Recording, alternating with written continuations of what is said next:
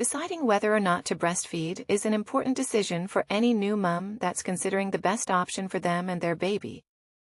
If you are in a position where you're trying to make that decision, there are lots of things you might be considering, and it's really important that you make your decision based on the best information possible.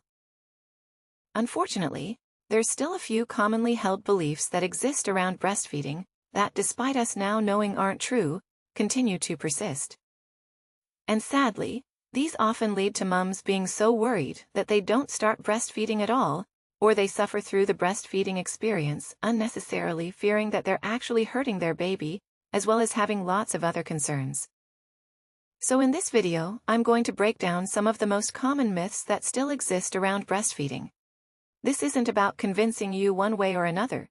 It's not a pro-breastfeeding video, nor is it an anti-breastfeeding video. The goal is to simply present you with information to help you make the best decision for you and your baby. Let's start with the common belief that breastfeeding moms get less sleep than those who formula feed. This one is extremely common. But research completed by Dawn and her team in 2014 actually showed the complete opposite. In this study, they analyzed the sleep duration and quality of 120 first-time mothers 1 month after giving birth. And they found that the women who breastfed exclusively actually slept for an average of 30 minutes more at night than women who use formula at night. The idea that breastfeeding leads to less sleep is one I often hear mentioned as a deterrent for new moms when it comes to breastfeeding. So it's really interesting to see. This data actually shows the opposite, and other reasons moms skip breastfeeding go straight to formula is because they've heard that if you have small breasts, large breasts, inverted nipples or flat nipples, you simply cannot breastfeed. Now, it is true that having large breasts or flat or inverted nipples can create some extra challenges when breastfeeding, but not everyone experiences these challenges. For example, for some people who have flat or inverted nipples, nursing itself may be more challenging because the baby may have difficulty latching. But for other mothers with flat or inverted nipples, their nipple may actually come out on its own once the baby starts breastfeeding, and they don't have any issues or experience any challenges. It is also important to note that with proper guidance from a speech pathologist specializing in infant feeding or a lactation consultant, there are certain techniques which moms can use to overcome these challenges and breastfeed successfully. In regards to the belief that those with small breasts are unable to successfully breastfeed, this is based on the assumption that if you have a small breast, you're unable to produce enough milk for your baby. However, the size of one's breast has nothing to do with the amount of milk that you can produce. The size of your breasts depends on how much fatty tissue you have. But fatty tissue itself does not produce milk. In fact, it's the glandular or the milk-producing tissues in your breast that produce milk. And your milk supply is determined by how much and how often your baby feeds, and not by the size or shape of your breasts. When your baby sucks at your breasts, a message is sent to the brain, and the brain then signals the hormones prolactin and oxytocin to be released. And prolactin causes the milk-making tissues to begin making milk, building up your milk supply. And oxytocin causes muscles around the milk-making tissues to push out or release the milk that's already there. Basically, the more milk your baby drinks, the more milk your body will make. This leads me on to the next potential barrier to breastfeeding, which is the belief that many others can't produce enough milk. Many mothers feel that they have a low milk supply, or their milk is simply not good enough when their baby becomes unsettled. But this is usually not the case. Almost all mothers produce the right amount of milk for their babies without needing to supplement with a bottle of formula. There is only a small percentage of women, in fact, less than 2%, who have a rare condition where their breasts don't produce enough milk of insufficient glandular tissue.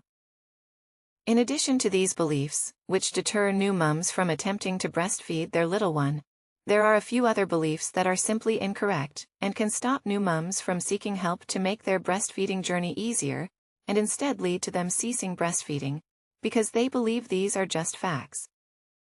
The first one being, breastfeeding should be painful during the first few days, while your body and your baby adjust to nursing. it's constant to experience some nipple tenderness or discomfort when your baby first attaches to the breast. But this sensation should fade and then resolve during the first few minutes of each feed. Breastfeeding should not be painful. It's also not normal to experience pain between feedings, or have cracked, damaged, or bleeding nipples. If you are experiencing any of these symptoms, it's an indication that something isn't quite right. For example, your baby may have a poor latch when they are feeding, and this is resulting in pain or nipple damage. If breastfeeding is painful, or you're experiencing pain in between feedings, or have cracked, damaged, or bleeding nipples, it's important to get in contact with a pediatric speech pathologist who specializes in infant feeding, or a lactation consultant who can work with you to identify what is causing the pain, as well as trial different latching and breastfeeding positions, and hopefully resolve that underlying issue that is causing discomfort while breastfeeding. Now, before we cover the next belief, which can make that breastfeeding journey a bit more challenging than it needs to be, if you haven't already, make sure you click on the link in the description box below to get the free developmental milestone chart, so you can know exactly what to expect in your baby's first year of life, as well as when to be concerned. I also hear that babies naturally know how to breastfeed, and it should be easy. Babies are born with a sucking reflex and a reading reflex, which can help with breastfeeding. But that doesn't mean that your baby is going to know exactly what to do. Breastfeeding is something that you and your baby will learn to do together. You will figure out which breastfeeding position works best for you and your baby, as well as which latching technique you should use to help your baby correctly attach to the breast. New moms also believe that you should not breastfeed if you're sick and cease breastfeeding at this point. But continuing to breastfeed your baby when you're unwell is safe and can actually be good for your baby. And this is for two reasons. Firstly, it is highly unlikely your baby is actually going to catch the illness through your breast milk. And secondly, your mature immune system will develop antibodies and white blood cells to fight the illness. And when you are breastfeeding, you pass along these antibodies to the illness to your baby. And these antibodies and white blood cells will reduce the risk of your baby getting the same illness. And if they do get the illness, it will help them to get well faster. Medication is another reason parents feel like they need to stop breastfeeding when they're sick. But the good news is that most medications are safe to take when breastfeeding, or a safe alternative can be substituted. You just need to make sure that you inform your doctor that you are breastfeeding, and they should be able to provide suitable medication for you to use while breastfeeding. Many parents are also under the impression that once the baby gets teeth, they need to put up with being bitten by their little one while they are feeding or stop breastfeeding. But biting should not go hand in hand with breastfeeding. This is because when a baby is actively breastfeeding, it is physically impossible for them to bite, as their tongue actually covers their bottom gum and their teeth. It's only when your baby isn't actively feeding that they might actually bite. And if your baby does bite, you may notice that it's either at the beginning or end of a feed, and your baby is trying to communicate something to you.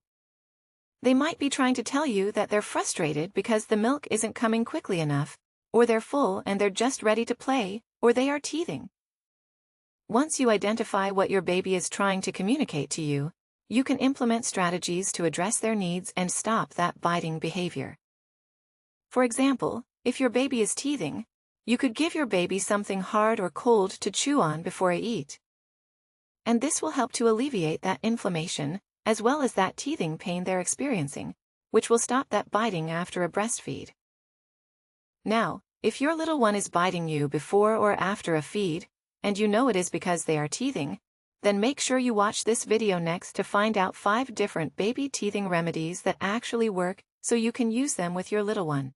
And before you go, if you've liked this video, make sure you hit that like button and subscribe, so you don't miss the next video.